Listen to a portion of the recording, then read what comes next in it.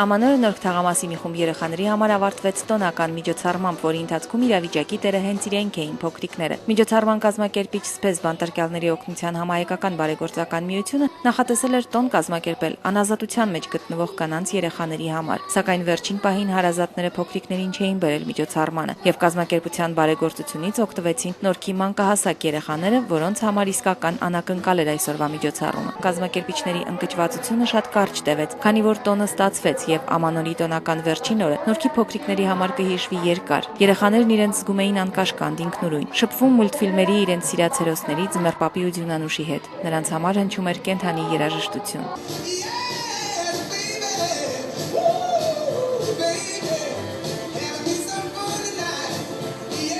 Ես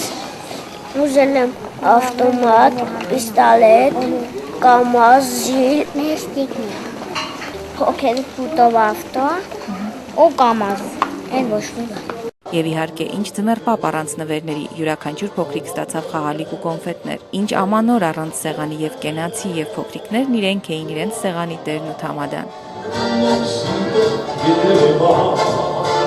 Դե իսկ վերջում լուսանկար Ձմեռպապի եւ իրենց սիրելի մուլտհերոսների հետ ու բարեմաղթանք էլի մանկան շուրթերով։ Առողջություն, երջանկություն բոլորին, ցանկանում եմ երկար տարիների կյանք եւ կապույտ երկիկ կանաչ ճանապարհ։ Դիանա Մարկոսյան, Սևակ Գրիգորյան, IPV